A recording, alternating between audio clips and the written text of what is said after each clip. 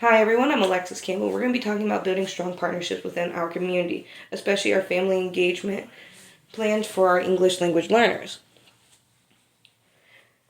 To build a strong partnership with our families, we have to consider all the factors. In our district alone, our school specifically, we are carrying over 30% of English language learners in our population.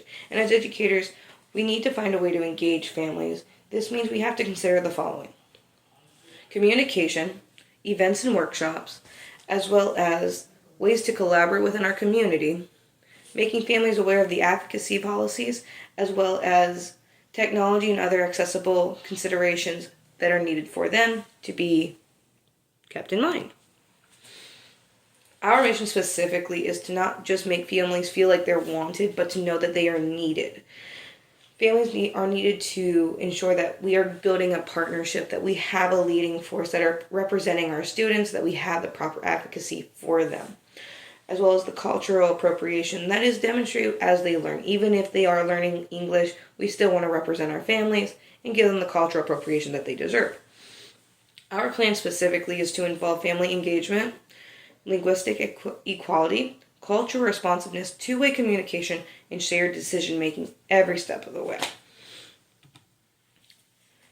When we talk about multilingual communication tools, what we'll be doing specifically in the classroom is using Dojo, as it is a multilinguistical communication tool that allows teachers, families, students to communicate on the same platform that allows all forms of languages such as Korean, Spanish, Vietnamese, and so forth to be present and able to communicate regardless of being able to speak in person. We also want to ensure that every month there will be a monthly newsletter that is also multilingual, as well as automated phone calls to ensure that families are receiving any information on their child's progress, if they need support, if there are events coming up, and these will be done in their native language. We will also send out reminder text messages to keep them in the know and just keep them in the loop.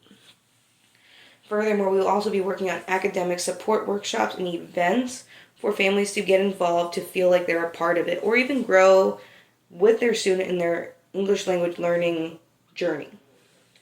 Specifically, we will offer workshops that will cover under the understanding of U.S. school systems, reading strategies for multilingual learners, as well as math strategies and supporting homework for at-home study if they so choose to. They don't have to, but if they want to, they can.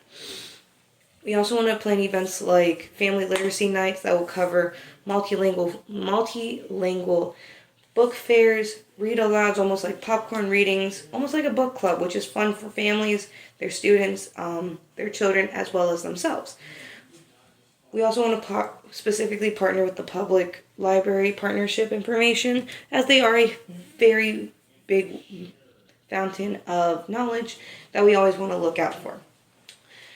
Following up with this, we will be talking about community collaborations. Specifically, in the Hillsborough County area, we are so generous and lucky to have the public school system as well as our public library, where they both are able to provide us the tools for ESL classes, immigration information sessions, tutorings, as well as mental health services if they so need it, just to know that they have the access to the materials required for them, or even needed for them if they want it. It may not always be required. We also want to cover the advocacy policy specifically for our families, as when this goes out, we want everyone to know that we as a school are following the U.S. Department of Education, the Title V of the Civil Rights Act, as well as the Equal Educational Opportunities Act. This means we will be transparent, we will keep every information clear and to the point for our families to be aware and knowledgeable on what is taking place in the school for their student and for them.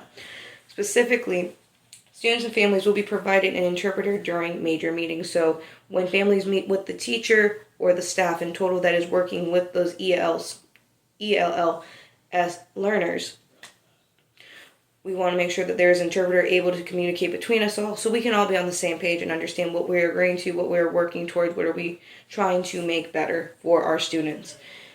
We will also be looking at IEPs, ESOLs, as well as academic documents to be translated. So exams, IEPs, for those families, we will not only just put those in English, but we will make sure that they are also in the language that they are most comfortable in so that they can be able to understand fully what they are seeing on paper, what their student is achieving, so that we can continue to take those data processes in mind so we can see the growth.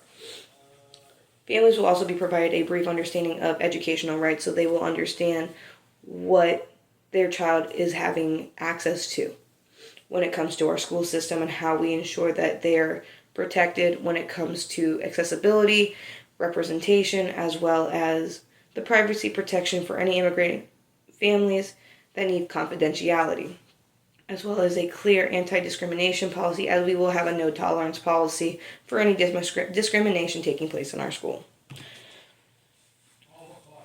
Students will also have access to, as you already know, Chromebooks. Technology in general is important for our students to stay connected, especially in our everyday world. So we need to make sure that students are being able to access a computer, a laptop, some kind of item so that they can do it. So our school will ensure that students have a Chromebook or some kind of laptop that they can work with. However, we do want to make sure we are tolerable and we want to provide a series of options. As we do know as educators, there is not a cookie cutter way of learning for every single student.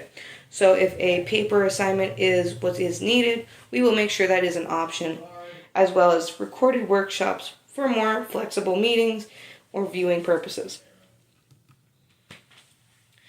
Final notes, it is also important that our main goal is really just to ensure that families and children are always feeling welcome, that they are represented and are getting the proper support that they deserve and need to be successful.